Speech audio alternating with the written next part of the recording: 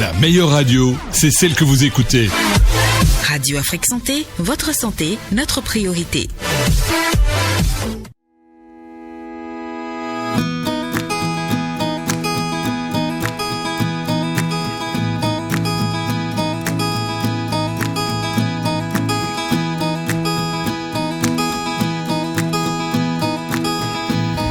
Mesdames et messieurs, bonjour. Merci d'être fidèles à cette émission Tribune Santé. Vous le savez, cette émission s'intéresse aux politiques de santé, aux projets, programmes, décisions, réformes, aux innovations. Et nous consacrons justement ce numéro de Tribune Santé à une innovation en santé au Bénin. Des tables chauffantes pour nouveau-nés ont été conçues depuis 2021 pour le bonheur des citoyens béninois. L'inventeur de ces tables chauffantes pour bébés est notre invité du jour. Son nom, Élisée Fadé. Élisée, bonjour. Bonjour cher ami Ewan. Bonjour à Radio Afrique Santé. Comment est-ce que vous vous portez? Je me porte à merveille. Merci beaucoup à vous pour l'invitation de ce jour. Je vous en prie. Élisée, vous êtes technicien en génie industriel et maintenance. Vous êtes un jeune béninois formé à l'Institut national supérieur de technologie industrielle, en abrégé INSTI, de l'Université nationale des sciences et technologies, voilà, ingénierie et mathématiques d'Abomey, c'est bien ça? Exactement. Alors, d'où est partie l'idée, le projet, ou si vous voulez, le concept donc, de conception, si je peux mettre cette tautologie, des tables chauffantes pour bébés? Bon, l'idée, c'est parti d'une idée générale, hein, d'une remarque qui a été faite de manière générale en Afrique, plus précisément dans les pays ouest africains. Qu'est-ce qu'on a remarqué? Les structures ou les entreprises qui sont dans les équipements médicaux importent à 100%. Déjà, lors de mes missions au Togo et dans d'autres pays tels que le Burkina, Niger, on a remarqué que tout le monde, toutes les structures, ils importent à 100%. Donc, pour apporter un plus ou pour changer la donne, j'ai pris l'initiative de créer une structure qui va se lancer dans l'innovation dans les équipements médicaux. Le nom de la structure, c'est bien sûr EP-ELEC. Exactement. Alors, cette structure-là s'est lancée, vous l'avez créée, dans cette innovation depuis quand? Depuis 2020, entre 2020 et 2021, si je peux me permettre, voilà. Donc, pour la table chauffante bébé, l'idée est venue directement d'une sage-femme qui était dans un besoin. Elle voulait un équipement médical qui est une couveuse importée de la Chine. Oui. Donc, elle est venue me demander le prix, si on peut lui fournir ça. Donc, on lui a communiqué le prix qui était à l'ordre de millions. Donc, choquée par le prix qu'on lui a communiqué, elle a dit, vous êtes quand même des ingénieurs. Hein. Et chaque fois qu'on vient vers vous pour des appareils, vous dites que c'est la Chine, c'est la Chine. Elle nous a blâmé, elle m'a blâmé comme elle pouvait. Hein. Et après quelques instants, j'ai dit, mais c'est l'idée de départ de UPLEC même en question. Pourquoi ne pas apporter une solution quand même pour répondre à son besoin? Donc c'est de là qu'est partie l'idée. Donc c'est elle qui est venue activer cette compétence-là qui somnolait en moi. Donc on va dire merci à cette dame, à cette sage-femme. Vous avez son nom? Là, j'ai complètement oublié son nom. Donc vous n'êtes plus en contact avec elle? Non, pas toujours vrai. est-il que, madame, on vous dit merci. Merci à elle. Alors, monsieur Fadé, nous allons nous lever pour que vous nous présentiez la fameuse table chauffante pour bébé. D'accord, c'est compris, on peut y aller. Merci.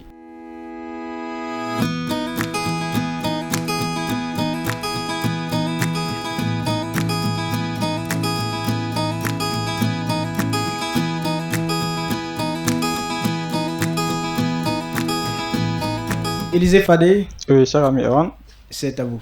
Ok, merci. Déjà, vous avez devant vous une table chauffante bébé, D'accord.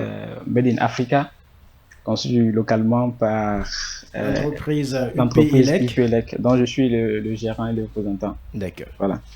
Donc ici, vous avez une table chauffante bébé conçue pour les centres de santé, les salles d'accouchement, les maternités, les cliniques, en tout cas. En général, les centres de santé, publics comme privés. Donc pas pour les particuliers. Non, pas pour les particuliers, non. C'est destiné à usage sanitaire. Voilà, pour les centres de santé. Donc, devant vous, c'est une table chauffante bébé qui a plusieurs fonctionnalités. Ça, la fonction de réguler la température du corps du bébé et la fonction de suivre aussi l'évolution de la température du corps du bébé. Et c'est utilisé généralement pour les bébés prématurés et les bébés qui naissent avec l'hypothermie. Quand on parle d'hypothermie, c'est que le bébé naît avec une température très basse par rapport à la normale. Donc, il faut rapidement ramener la température du corps du bébé à la normale pour quand même préserver la vie de ce nouveau-né-là. Donc, en cas d'hypothermie, on n'a pas besoin de cela. Voilà, en cas d'hypothermie, on n'a pas besoin de cela. C'est un cas d'hypothermie qu'il faut utiliser la table chauffante bébé. D'accord. Donc, déjà pour l'utilisation, on a ici le matelas pour faire coucher ou pour allonger le bébé. Comme ici, sur un lit d'hôpital. Comme sur un lit, exactement. Ici, c'est la partie chauffante. Ici, nous avons l'écran qui nous permet d'afficher ou de voir la température du corps du bébé. Il y a une touche de rotation pour activer la source chauffante et faire varier la source chauffante en fonction de l'état du corps du bébé. D'accord. Voilà. Et ici, on a le panneau de commande qui porte aussi 2 touches. La première touche, c'est pour envoyer l'alimentation sur la table. Et la seconde touche, c'est pour allumer l'écran et activer le capteur de température. Là, on a déjà allumé l'écran. Ça affiche déjà 39,70 degrés. Ça fait la température à l'intérieur de la salle en ce moment précis. Donc, la touche de rotation, on agit sur ça. Tac, ça active la source chauffante. Et grâce à cette touche-là, on peut augmenter l'intensité de la chaleur de la source ou soit diminuer. Et tout cela est conditionné par l'état du bébé. D'accord. Donc, il y a la pédiatre ou le pédiatre qui est là, qui vérifie les paramètres de l'enfant avant de pouvoir le déposer au niveau de la table chauffante. Donc, dès que la table est allumée et que le capteur de température ou la sonde est posée sur le corps du bébé, l'appareil commence à produire la chaleur normalement jusqu'à ce que la température du corps du bébé arrive à 37. La température normale du corps d'un être humain. Donc, arrivé à 37, il y a l'alarme de sécurité qui est intégrée dans l'appareil qui retentit pour signaler à l'utilisatrice ou la sage-femme ou le pédiatre ou celui qui est en salle pour surveiller le bébé que la température du corps du bébé elle est normale. Et à 38, si la sage-femme ou le pédiatre ou l'agent de santé qui est censé surveiller le bébé ne réagit pas jusqu'à ce que la température du corps du bébé monte à 38, l'appareil même arrête de produire au niveau de la source chauffante. Ah, d'accord. Donc, automatiquement, la source même s'arrête. Et si le bébé est encore là, jusqu'à ce que sa température chute en dessous de 36, déjà à 39,99, la source redémarre automatiquement pour réguler encore la température du corps du bébé pour préserver encore la vie de cet enfant-là. Donc, l'appareil va permettre à faire monter la température du corps bébé et activer le système d'autorégulation du corps bébé. Quand j'étais à Banikwara la dernière fois, il s'est fait qu'ils avaient amené un prématuré qui était à l'ordre de 33 degrés comme température corporelle. Et quand ce bébé a été déposé, pendant une quinzaine ou vingtaine de minutes, le système d'autorégulation du corps du bébé s'est déclenché et ça a commencé par réguler en même temps sa température. Et juste au point où l'appareil est resté stabilisé sur 36, 37. Ce qui veut dire que la température du corps du bébé, elle est normale et que là, on peut déplacer le bébé et amener d'autres bébés s'il y a d'autres qui sont là en attente. Donc, le problème de thermorégulation a été réglé grâce à l'appareil. Exactement. Donc, le problème, oui, exactement. Ça a été réglé grâce à l'appareil. Vu que ils étaient même des jumeaux. L'autre a perdu la vie à la veille. Et le jour où j'étais venu faire l'installation, il y avait le second qui était encore en vie, mais avec une température très basse, qui est de 33. Donc, il fallait que ce bébé-là soit réchauffé rapidement pour sauver la vie de cet enfant-là. Donc, pour l'éteindre, c'est la même procédure. Il faut agir sur la touche de rotation dans le sens contraire des aiguilles d'une montre pour éteindre l'écran par la première touche et couper l'alimentation aussi par la deuxième touche. Donc, on n'a pas besoin d'une longue formation pour savoir comment est-ce que ça marche. Exactement, on n'a pas besoin d'une longue formation pour pouvoir utiliser. L'utilisation, c'est simple, basique, et ça répond aux besoins du terrain, aux besoins des agents de la santé pour quand même aller vite. D'autant plus que ce qui est importé est un peu plus complexe, où il faut appuyer sur des touches données, agir sur plusieurs touches. Par contre, avec ceci, l'utilisation elle est très simple et ça facilite l'utilisation aux agents de santé, sages-femmes, pédiatres pour les activités. Et en cas de panne technique, qu'est-ce qu'il faut faire? Il faut vous appeler? Oui, en cas de panne technique, si c'est une clinique ou un centre privé, ce qui est conseillé, s'ils n'ont pas un technicien ou un maintenancier, ils peuvent nous appeler directement pour qu'on puisse faire l'intervention. Généralement, les centres de santé publics, les hôpitaux de zone, ils ont des maintenanciers qui sont là en permanence. Donc, quand l'appareil a de problèmes, le maintenancier échange avec nous pour savoir ce qu'il faut faire pour résoudre la panne. Donc, c'est un peu ça.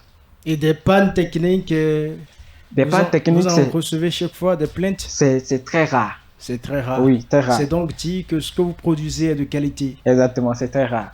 Il y a des tables qu'on a déjà installées, même les 2 prototypes qu'on a eu installés dès le début sont encore là aujourd'hui. Ils ne nous ont jamais appelé pour dire que l'appareil est en panne. Donc, c'est au fur et à mesure qu'on essaie d'améliorer, des erreurs vont se glisser. Donc, on corrige cela et puis bon, il continue l'utilisation normalement comme cela se doit. Sinon, côté panne, c'est très rare. C'est donc dit également que, puisqu'il n'est pas rare, dont on dit que ce qui est fabriqué au Bénin, en Afrique en général, ne dure pas, que cela se gâte très vite.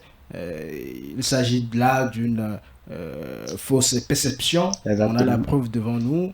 Un appareil fabriqué donc au Bénin, mais qui travaille sans problème, sans difficulté majeure, et surtout sans des pannes techniques à un point fini. Voilà. Exactement. Parce qu'il y a des tables, il y a des couveuses, qui sont importées de la Chine, et quand ça tombe en panne, il n'y a pas de maintenancier pour ça. Oui.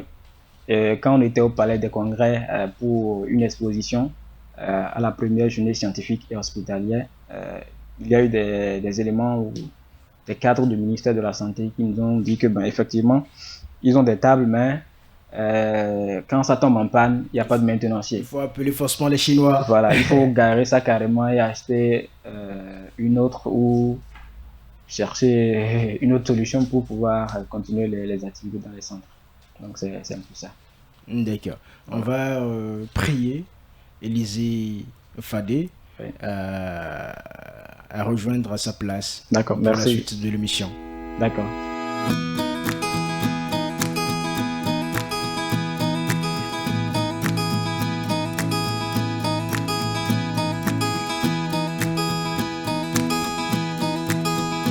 Moi, c'est Dr Tobara, médecin généraliste. J'interviens à la polyclinique de l'Amitié en tant que prestataire, mais j'ai ma clinique à Sékou, dans la commune d'Alada. Bon, une clinique naissante dont les dossiers ont été déjà déposés au ministère pour l'inspection.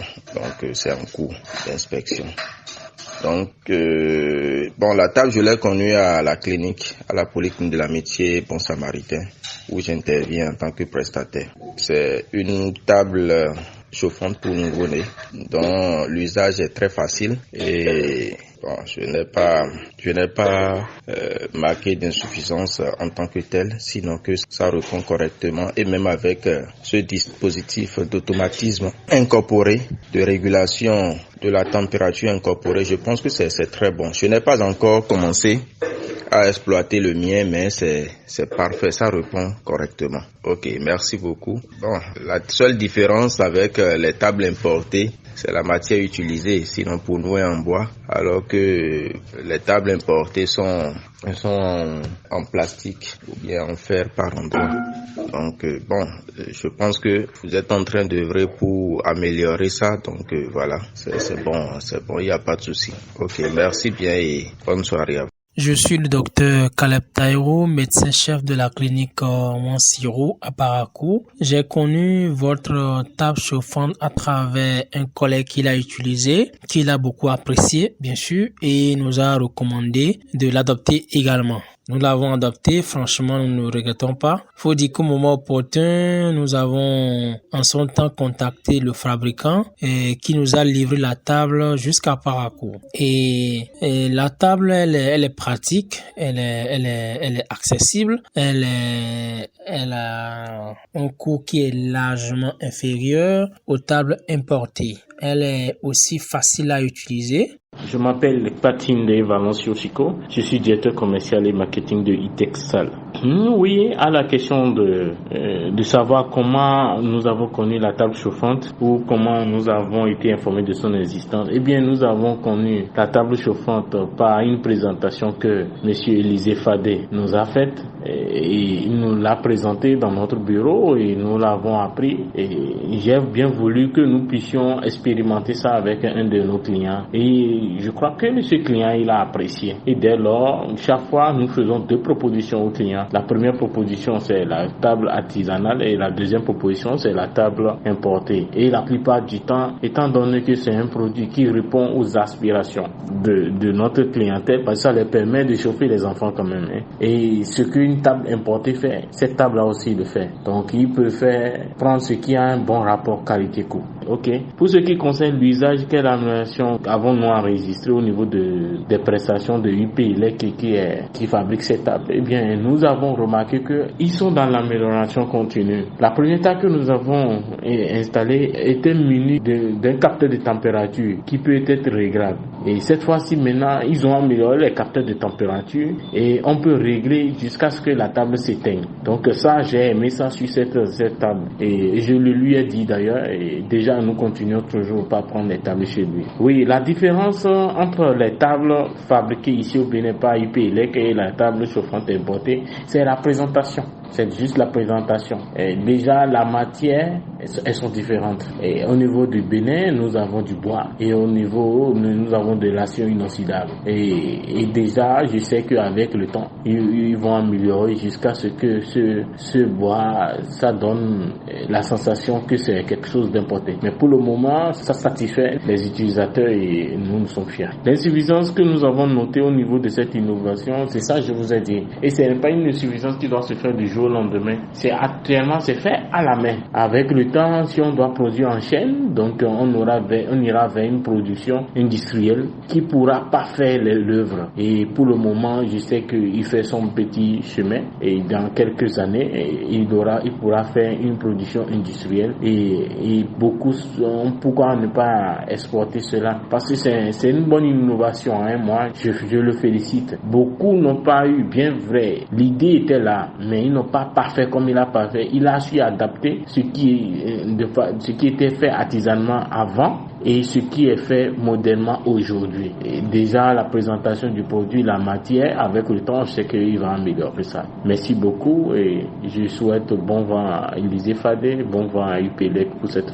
Moi, c'est Dr Tobada Epainet. Je suis médecin généraliste. J'interviens à la polyclinique de l'Amitié, le Bon Samaritain. J'ai également ma clinique qui n'est pas encore fonctionnelle, mais prêt à l'être, dans la commune d'Alada, plus précisément à Sékou. Les papiers de la clinique sont déjà auprès du ministère. Nous n'attendons que l'autorisation d'ouverture pour démarrer les activités. Donc, parlant de la table chauffante du nouveau-né, la table Made in Bénin, nous l'avons connue à la polyclinique de l'Amitié. Nous l'avons connue à la polyclinique de l'Amitié. Déjà, nous avons un collègue à Parakou qui l'a adopté et nous l'avons vu en photo, mais à la polyclinique de l'Amitié également, nous l'avons vu et c'est une table facile d'usage, très facile d'usage et dont le coût est très réduit contrairement aux tables que nous importons. C'est très réduit et l'utilisation est très simple. Il faut dire que la table que nous avons même achetée à Sékou, c'est une table dont la version est un peu plus avancée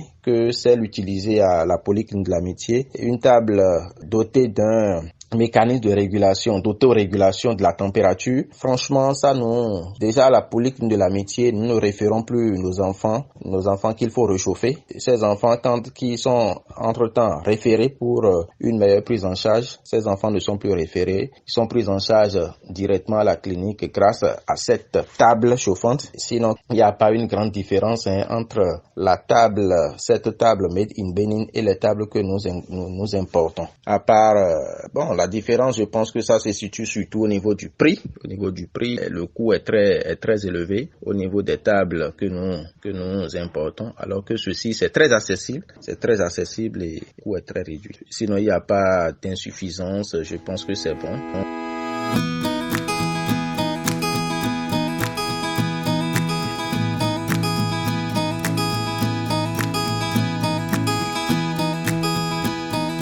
Élisée Fadé, merci. Merci beaucoup à vous, chers journalistes. Alors, est-ce qu'il y a eu une phase pilote, ou si vous voulez une phase expérimentale, avant de mettre le produit sur le marché béninois? Oui, après le premier prototype et le deuxième prototype, il y a eu des phases d'expérimentation où on a fini de fabriquer. On a ciblé quelques centres, on allait déposer pour qu'ils puissent utiliser, pour nous faire un retour. Donc, après ces expériences-là, on a relevé quand même quelques points positifs de ça pour pouvoir parfaire. Également quelques points négatifs. Exactement. C'est justement les points négatifs qu'il faut corriger. Voilà, c'est ce qui a fait que on a un truc vraiment opérationnel aujourd'hui qui répond automatiquement. Et les observations ont été prises en compte? Oui. Ces observations ont été prises en compte. Oui, exactement. C'est ça qui a permis à ce qu'on ait le modèle que nous avons aujourd'hui oui. Qui ne tombe pas rapidement en panne. Exactement. Alors, quelles sont les difficultés que vous avez rencontrées? D'abord, c'est la conception. Parce qu'il faut s'asseoir, réfléchir sur la forme que l'appareil doit avoir, comment est-ce que le fonctionnement va se présenter. Donc, et plus, les difficultés, c'est lié à la partie électronique. C'est ça qui fait le fonctionnement de l'appareil même en question. Parce que c'est ça qui va gérer le système d'affichage de la température, le fonctionnement automatique de l'appareil, c'est-à-dire le système de sécurité qui entoure l'appareil même en question. Donc, c'est plus du côté électronique. Donc, pour ça, j'ai approfondi mes recherches à ce niveau-là, avec des expériences ratées, corrigées, ratées, pour qu'on ait ce fonctionnement-là aujourd'hui. Voilà. Et ça a pris combien de temps? Vous avez dit que chaque fois, il fallait répondre à des expériences qui n'ont pas été concluantes. Ça a pris combien de temps avant d'avoir ce modèle-là? Bon, au fur et à mesure qu'on recevait des commandes, quand celui qui l'a pris en dernière position nous souligne les points négatifs, on prend compte et on améliore ce point-là sur la nouvelle table que nous voulons fabriquer. Et donc, ça a pris combien de temps? C'est-à-dire, vous avez commencé quand? Et quand est-ce que vous avez eu un modèle convaincant? Un modèle vraiment opérationnel. Depuis, disons, 2023, l'année passée, début, quand on a eu réellement un résultat concluant pour la table. Vous avez commencé en 2020, c'est bien ça? 2020-2021. D'accord. 2020-2021. D'accord. Et vous avez dit que la cible, pour l'instant, ce sont les cliniques, les hôpitaux. Oui, exactement. Pourquoi pas un champ plus large? C'est-à-dire les particuliers, c'est ça, ou... Bon, pourquoi pas. Bon, vu que c'est un appareil à usage sanitaire, oui. N'importe qui ne peut pas se lever, prendre ça et déposer ça chez lui à la maison. Parce que celui qui est à la maison, c'est pas un médecin, c'est pas un docteur, c'est pas un pédiatre ni une sage-femme pour savoir ce que l'enfant a, pour pouvoir aider cet enfant-là. Donc c'est destiné au centre de santé. Et voilà. Est-ce que ce n'est pas pour éviter que les particuliers, les techniciens reproduisent l'appareil? Non, même pas. Vu qu'on a déjà déposé le brevet d'invention, on ne s'inquiète pas de ça. Ouais, on ne s'inquiète pas. D'accord. Vous n'avez pas été reçu par les autorités sanitaires de notre pays, mais est-ce que vous-même, à votre niveau, est-ce que vous avez mené des démarches? Oui, effectivement, on n'a pas encore eu la chance de discuter avec les autorités du secteur sanitaire par rapport à cette innovation. Mais néanmoins, nous avons déposé des courriers au ministère de la Santé, à la DGMED, à l'ARS, pour les informer qu'il y a une telle innovation qui a été lancée et que c'est déjà installé dans quelques centres de santé au Bénin. Voilà. D'accord. Et est-ce qu'il a un suivi par rapport à ces courriers que vous avez déposés? Oui, oui, mais avec les structures étatiques, c'est un peu compliqué de suivre les courriers parce qu'ils vont vous dire chaque fois d'aller et de revenir qui n'ont pas encore reçu un OK du supérieur. Donc c'est un peu ça. Quel appel avez-vous à lancer, à adresser à nos autorités? L'appel que j'ai à lancer à ces autorités, plus précisément les structures coiffées par le ministère de la Santé, c'est de nous accompagner à promouvoir cette innovation-là au Bénin et même hors du Bénin, c'est-à-dire les pays de la sous-région, pour quand même prouver que nous sommes capables d'apporter un plus, nous sommes capables de faire un truc local qui répond à un besoin. Et voilà. Quels sont les objectifs à court et à long terme? Là, actuellement, nous sommes sur fonds propres. Nous travaillons sur fonds propres pour quand même répondre à la demande actuelle. Et ce que nous souhaitons à long terme, c'est que les autorités puissent nous accompagner comme ils peuvent, hein, pour quand même permettre à ce que les centres de santé puissent les avoir à leur portée dans toutes les cliniques ou centres de santé au Bénin. Parce qu'il y a plusieurs n'en ont pas, ils font avec les moyens de bord qu'ils ont pour pouvoir sauver des vies. Donc je pense que l'idéal, c'est que les autorités puissent mettre la main à la pâte avec nous pour que les centres de santé puissent acquérir les tables chauffantes Made in Bénin. Et la question est, est-ce que vous pouvez couvrir tous les centres de santé du Bénin? Bon, actuellement, on ne pourra pas dire, je ne pourrais pas dire que nous pouvons couvrir toutes les cliniques au centre de santé du Bénin. Non, ça sera un peu compliqué. Combien de tables chauffantes pour bébés avez-vous déjà livrées? Plus d'une vingtaine. Plus d'une vingtaine. Le chiffre exact? Ça doit tourner autour de 21, 22, 23, je ne me rappelle pas exactement, mais je sais que nous sommes en dessous quand même de 25 tables. Et voilà. Une table coûte combien? Bon, généralement, ça dépend de celui qui veut la table chauffante bébé. Ça dépend de la tête de celui qui bon, pas commande, pas forcément de la tête de celui qui commande. Si c'est une clinique privée qui est naissante, on a des procédures pour accompagner cette clinique-là. Vous voyez. Et si c'est une grande structure, une grande clinique qui est déjà installée, il y a certaines procédures qu'on ne met pas en œuvre pour les accompagner parce qu'ils sont déjà là, ils sont déjà assis.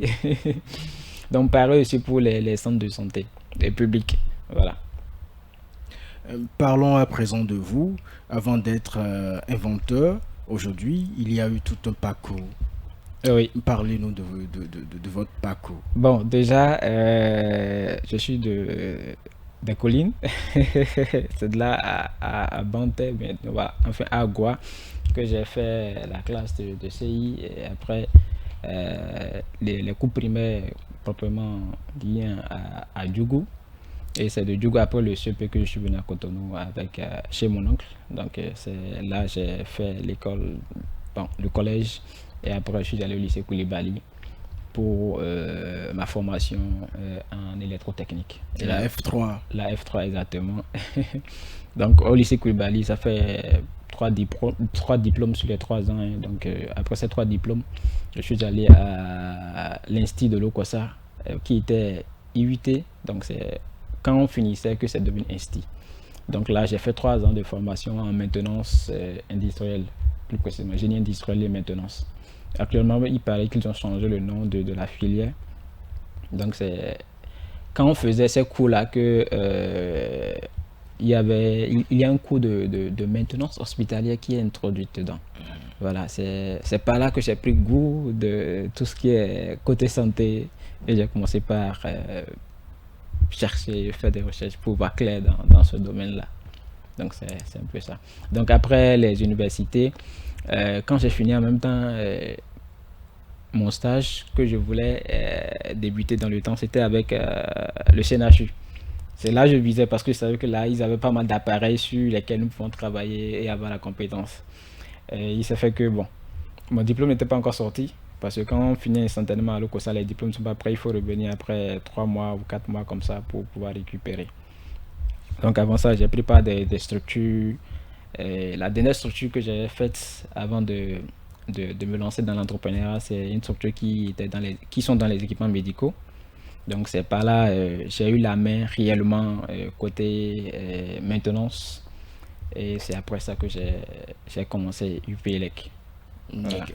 Alors, pour terminer, quelles sont les démarches à mener pour avoir la plaque, ou si vous voulez, la table chauffante pour bébé?